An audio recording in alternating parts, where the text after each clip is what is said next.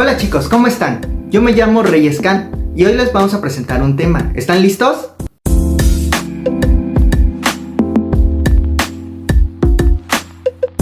Hola chicos, como ya vieron en el intro, yo me llamo Reyes y estamos listos para este tema que es la Trinidad. ¿Cómo puedo explicar la Trinidad? Si eres uno de los que dicen, me cuesta entender y explicar la Trinidad a otras personas, te tengo una buena noticia. Para ti, eres una persona normal. Así es, no existe ninguna persona sobre la tierra que pueda entender la cavidad del gran misterio que se le llama la Trinidad. Sin embargo, en las tareas de satisfacer las inquietudes de los humanos, en saber las cosas, es necesario poder explicar un poco de lo fundamental que es nuestra doctrina de la fe cristiana. Así que, ¿están listos? Quizás una buena forma de empezar, hay que hablar de dos puntos. El primero sería, la Trinidad no es tres dioses, sino nos referimos a un Dios, uno solo. Lo podemos ver en la cita de Deuteronomio 6:4, que dice, oh Israel, Jehová nuestro Dios, Jehová uno es. Y que hay un solo Dios. En 1 de Timoteo 2:5, que dice, porque hay un solo Dios, un solo mediador entre Dios y los hombres, Jesucristo el hombre.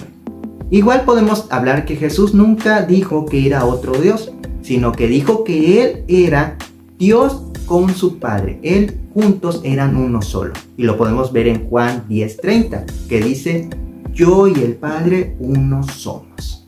¿Verdad? Y en el segundo punto que podemos hablar, nosotros no creemos que Dios mismo creó a Jesús de la nada, sino que no es menor que Él, sino que Él mismo era representado por Jesús. Eran uno solo, no como otras personas que dicen que solo fue una persona utilizada por Dios.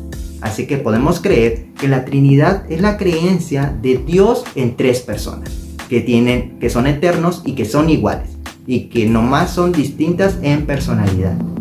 Es sustentado por algunos indicios en el Antiguo Testamento y abarca todo el Nuevo Testamento. Así que, ¿están listos? Vamos a estar viendo el Antiguo Testamento. Entonces vamos a hablar ahora del Antiguo Testamento. Como ya les había comentado, Dios habla en el Antiguo Testamento que Dios es uno y solo uno es. Pero sin embargo, en el Antiguo Testamento hay indicios en textos que habla de forma plural de la divinidad. Entonces vamos a estar viendo un poco de eso. En primer lugar, hay varios pasajes que habla Dios como si fuera varias personas. Entonces, en Génesis 1:26 nos dice, entonces dijo Dios, hagamos al hombre a nuestra imagen, conforme a nuestra semejanza. ¿Hagamos? Quiere decir que está formando la palabra en plural. Hagamos, quiere decir que eran varios, eran ellos tres, el Padre, el Hijo y el Espíritu Santo. Estaban presentes cuando se creó al hombre. No solo eso, sino también más adelante en Génesis 11:7 nos dice, ahora pues descendamos y confundamos ahí su lengua, para que ninguno entienda el habla de su compañero. Descendamos, confundamos. Quiere decir que estaba hablando de forma plural, era la pluralidad divina. Entonces él estaba dando a conocer que no solo era él, sino eran ellos tres juntos que tenían el mismo poder, la misma fuerza y que podían hacer lo mismo cada uno de ellos. Entonces bajaron y confundieron lenguas. Tienen el mismo poder. Así que esa es una parte del Antiguo Testamento. Ahora vamos con el Nuevo Testamento. Muy bien, ahora vamos a la parte del Nuevo Testamento. ¿Están listos? Ahí nos presentan a Jesucristo como Dios, o nuestro Dios Padre igual. Lo podemos ver desde un principio en el libro de Juan 1:1 que nos dice, en el principio era el verbo y el verbo era con Dios y el verbo era Dios. También podemos ver en diferentes citas donde nos da esa divinidad de la Trinidad, como en varias citas. Entonces podemos ver en Romanos 9:5, en Tito 2:13, en Filipenses 2 del 5 al 6.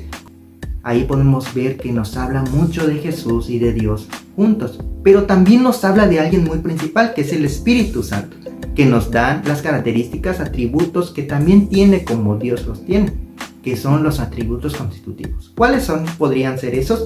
Podemos hablar que conoce lo profundo de Dios.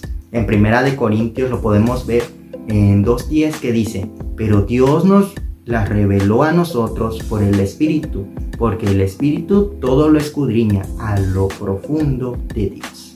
Ahí podemos ver que Él conoce lo profundo de Dios, pero también podemos saber en Romanos 8:11 que imparte vida, porque dice: si el espíritu de aquel que levantó de los muertos a Jesús mora en vosotros, el que levantó de los muertos a Cristo Jesús vivificará también vuestros cuerpos mortales por su espíritu que mora en nosotros. ¿Dónde mora el Espíritu Santo? En nosotros. También tiene el poder de poder impartir vida.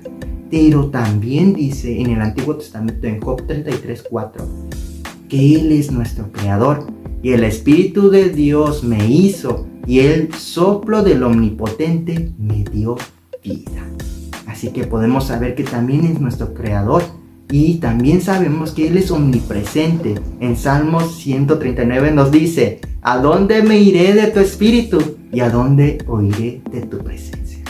Ahí nos da la parte de esos pasajes que nos dice que el Espíritu Santo es igual que Dios Padre y Dios Hijo. Ellos tres hacen uno solo. Y por último, del Nuevo Testamento también podemos hablar de un acontecimiento donde están ellos tres y se mencionan.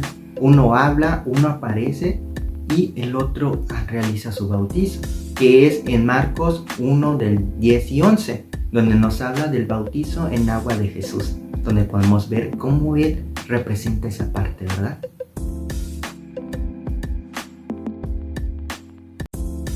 Tú eres mi Hijo amado, en ti tengo complacencia. Y así como vimos, Dios aparece allí hablando de esa manera. El Espíritu Santo se manifiesta como paloma y Jesús está bautizando. Ellos tres en un acontecimiento increíble, donde ellos tres aparecen, mostrando en las citas bíblicas del Nuevo Testamento. Pero también podemos ver en 2 Corintios 13:14 que dice: la gracia del Señor Jesucristo, el amor de Dios, la comunión del Espíritu Santo sea con todos vosotros. Amén.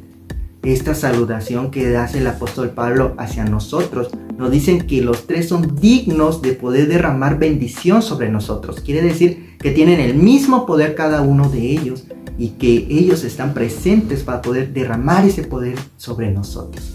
No hay forma de negar que ellos tres tienen el mismo poder y que la palabra de Dios es clara. Él demuestra en sus sagradas escrituras que ellos tres es uno solo.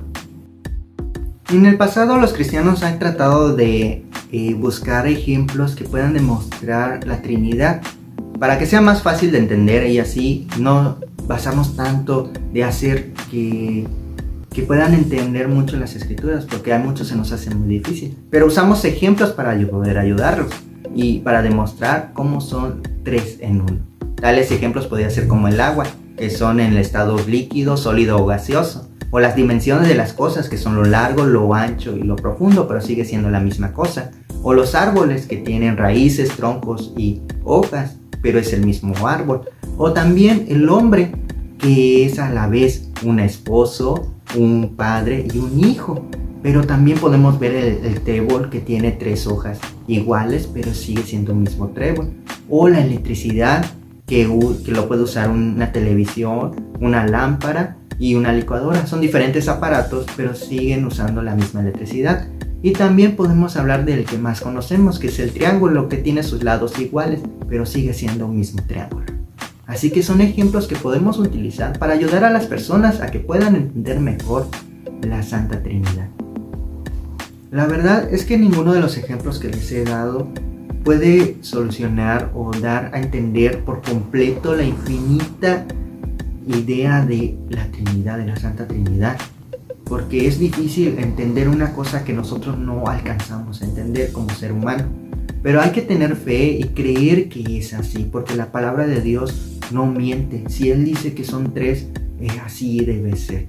Como dice en 1 Corintios 2:11, dice: porque ¿quién de los hombres sabe las cosas del hombre, sino el espíritu del hombre que está en él? Así tampoco nadie conoció las cosas de Dios, sino el Espíritu de Dios. Ahí podemos decir que solo Dios puede saber las cosas completamente. Así que nosotros nomás tenemos que creer porque la palabra lo dice. Lo que más podemos llegar a afirmar es que Dios es uno solo, que se manifiesta como Padre, Hijo y Espíritu Santo. Aunque una de estas tres personas tienen existencia propia, distintas a los otros dos, pero son únicos y eternos. Dios es el único que hace uno solo. Y en Él tenemos que creer. Yo me despido, gracias por haberme escuchado y espero que les sirva un poco de esta poca información de la Biblia y de las cosas que podemos utilizar para poder enseñar un poco de la Trinidad. Dios les bendiga. Hola amiguitos, hoy les voy a platicar acerca de Dios Altísimo, el cual debemos adorar. Porque Él es el creador de todo lo que tus ojos alcanzan a mirar. Con el nombre de Jehová, Él se quiso presentar y nos envía a su Hijo para enseñarnos su verdad.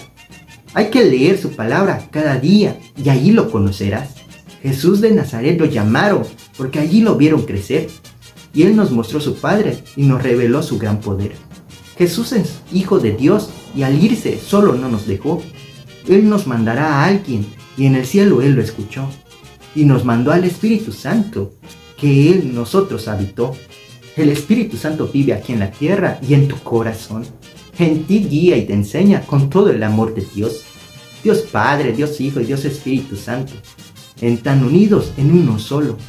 Y de la mano te guiarán a conocer tu propósito y a vivir en la eternidad.